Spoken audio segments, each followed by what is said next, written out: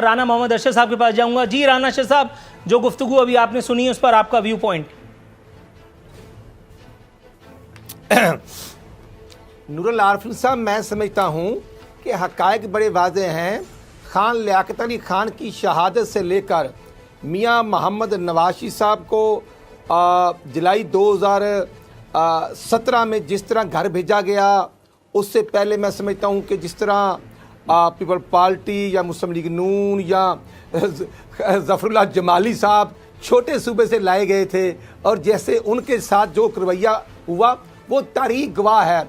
लेकिन मैं समझता हूं कि डॉक्टर अब्दुल कदीर तो कौमी हीरो थे। डॉक्टर अब्दुल कदीर साहब तो मोहसिन पाकिस्तान थे, ना वो पीटीआई का हिस्सा थे, ना वो नून का हिस्सा थे, ना वो पीपल पार्टी का हिस्सा थे। तो उनका कौन सा इतना बड़ा जुर्म था जो उनको कैद तन्हाई की सज़ा दी गई? और कैद तन्हाई की सज़ा जब दी गई तो किन लोगों को खुश किया गया? हमें रोकने वाले तो अमेरिकन बहादुर थे और उनका बगलगीर बच्चा इंडिया की साजिश थी। तो मैं समझता हूं कि ये पाकिस्तान की सालमियत पर एक बहुत बड़ा हमला था। लेकिन आज मैं समझता हूं कि जो हुक्मरान हैं, जो आज मौजूदा हुक्मरान, इनके पास तो टाइम नहीं है यूएनओ में जाकर पाकिस्तान के हकूक़ की बात करना, मकबूजा कश्मीर की बात करना, बुरहान वानी की शहादत का जिक्र करना, और जो मौजूदा हालात में पाकिस्तान की मैं समझता हूँ सरहदों की वायलेशन हो रही है, उनका भी जिक्र इमरान खान की ज़बान पे नहीं आ रहा।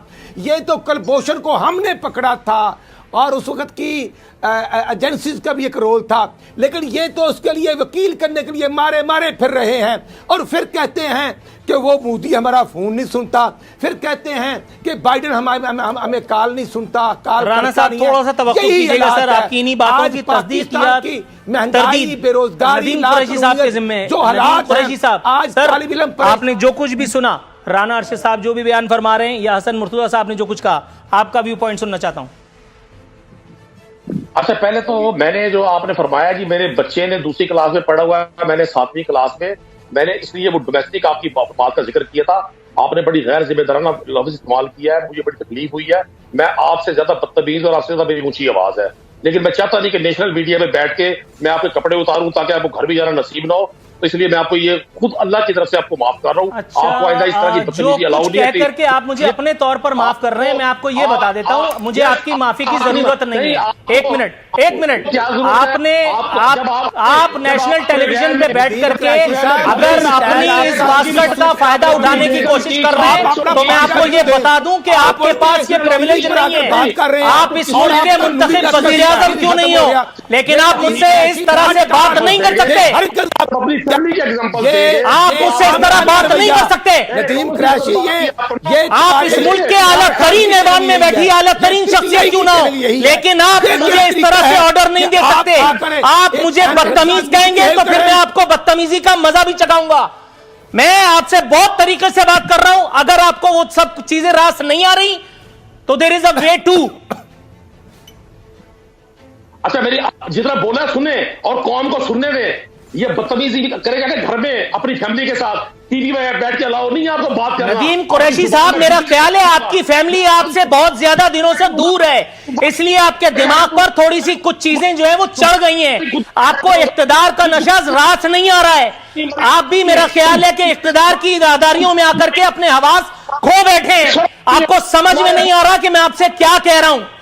अगर आपको मेरे प्रोग्राम में नहीं बैठना तो आप माइक उतार करके जा सकते हैं, आप ऑफ कर सकते हैं प्रोग्राम, लेकिन मैं आपको ये बेहूदगी करने की इजाजत नहीं दूंगा। आप याद रखिए कि पहली मर्तबा आप मेरे प्रोग्राम में मेरे साथ आकर के बैठे थे, अब आप मेरे सर पे बैठ करके ताता भैया करने की कोशिश करेंगे, मैं करने नहीं दूंगा। वो सारे इदारे जो आपके कहने पे हरकत करते हैं, आप जाइए उनके पास जाकर के रिक्वेस्ट लगाइए, आई डोंट माइंड। लेकिन आप मुझसे बदतमीजी करेंगे तो फिर आप जवाब में बदतमीजी ही सुनेंगे। तुम बेगैरत इंसान हो, तुम किसी की बात नहीं सुन सकते। अगर गैरत, आप बेशरम आदमी है, आप एक इंतहाई नामाकूल किस्म के आदमी है। आप इस मुल्क में एक इंतहाई इलिटरेट आदमी है जिसको इमरान खान की चमचागिरी के जुर्म में एक ऐसे ऐवान में रखा गया जहां उसको नहीं होना चाहिए था। इंसान हो तुम, एक ऐसा आप आदमी है, आप आदमी है।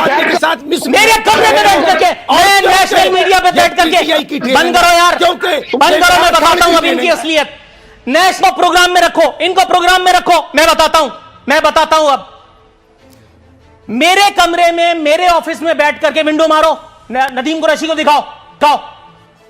मेरे कमरे में मैं जो कुछ कह रहा हूं, इसके अलावा मैं कोई कुछ नहीं कह सकता कि मेरे हाथ में आप कुरान शरीफ दें।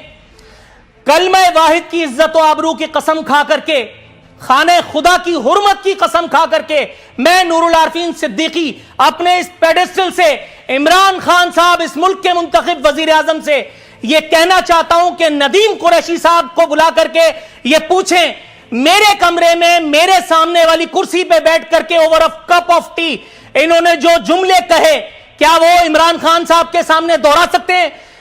अभी इन्होंने मेरे लिए जो जुमले कहे, मैं इसको 2000 से जरब करके दे सकता हूं इनका जवाब। खुदा की कसम मैं इसका जवाब इनको दे सकता हूं और बरहक दे सकता हूं। लेकिन नदीम कुरैशी साहब वो सारी बातें इमरान खान के पीठ पीछे नहीं दोहरा सकते जो इन्होंने मेरे सामने बैठ करके की हैं।